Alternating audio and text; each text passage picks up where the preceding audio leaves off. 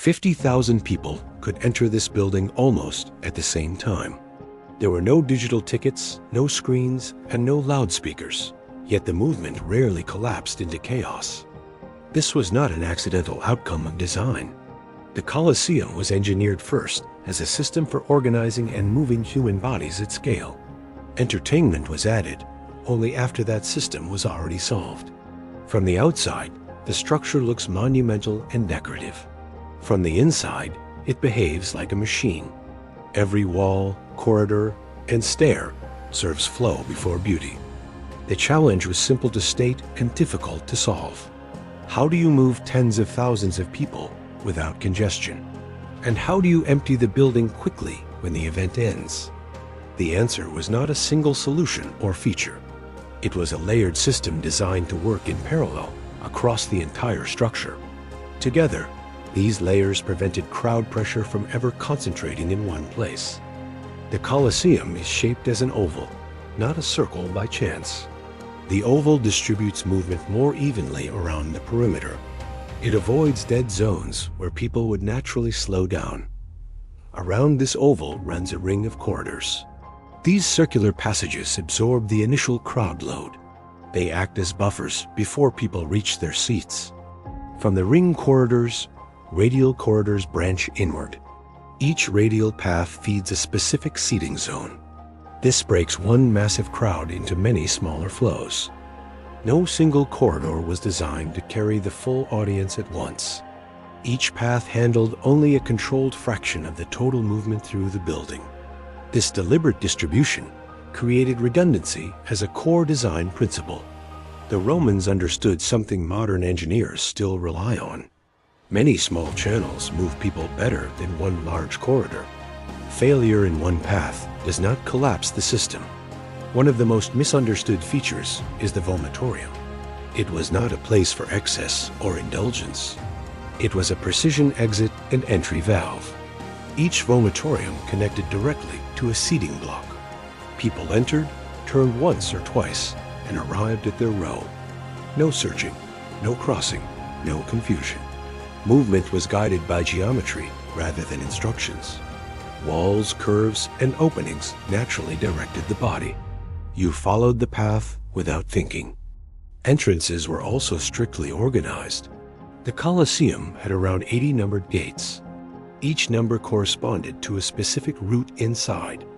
Tickets were not generic passes that allowed free movement through the building. Each ticket assigned a specific entrance and seating sector from the start. From the very first step, the direction of movement was already predetermined. Social hierarchy was embedded into circulation. Senators, equestrians, and common citizens used different routes. This separation reduced friction and delay. People of different social status were not forced to compete for the same circulation space. Their paths were separated early and rarely intersected inside the structure. In this way, the building enforced order silently. Vertical movement was carefully controlled to maintain steady flow through the structure. Stairs were short and frequent rather than long and exhausting. This reduced fatigue and kept the crowd moving upward smoothly. Angles of ascent were carefully moderated to control fatigue over distance. Sharp climbs were avoided to keep movement smooth and continuous.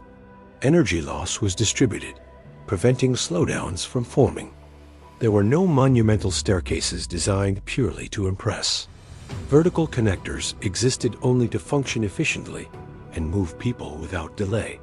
In this system, elegance emerged from effectiveness rather than decoration. The seating bowl itself was divided into precise wedges. Each wedge acted as a microtheater. People arrived, sat, and exited within their zone. Because of this zoning, lateral movement during events was minimal. Once seated, spectators stayed within their sector. This stabilized the system during peak density. When the event ended, the logic reversed instantly. Radial paths pulled people outward. Ring corridors redistributed them toward exits. Exits were never designed as singular points of failure. Multiple gates served each ring segment of the structure. Crowd pressure diffused outward instead of piling up in one place. Modern reconstructions suggest full evacuation took minutes. Some estimates place it between 5 and 10 minutes, comparable to many modern stadiums. This speed was not achieved through force or control. There were no guards directing every movement. The architecture itself performed the control. The Colosseum did not merely react to crowds as they formed. It was designed to anticipate them before movement began. That anticipation marks a clear level of engineering maturity. Even lighting played an active role in movement through the structure. Open arches allowed daylight to guide people naturally along circulation paths. Brighter routes felt safer and encouraged continuous motion. Airflow mattered as well in maintaining steady movement through the building. Open corridors reduced heat buildup within crowded spaces. People moved more willingly when the air remained breathable. Nothing about this system was improvised. It was the result of repeated Roman experience. Amphitheaters across the empire refined these principles. What makes the Colosseum exceptional is scale. No earlier structure handled crowds this large so consistently. It pushed known methods to their limit. Decoration was layered on top of the structural skeleton rather than shaping it. Columns and statues did not define how people moved through the space. They respected the circulation system already beneath them. This is why much of the structure still reads clearly today, despite centuries of damage. The underlying logic is carved directly into the stone itself. It survives even when surface ornament is gone. Modern architects still borrow these principles.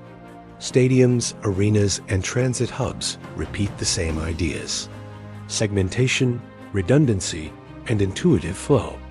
Digital signs and staff are additions, not replacements. They support geometry, not override it.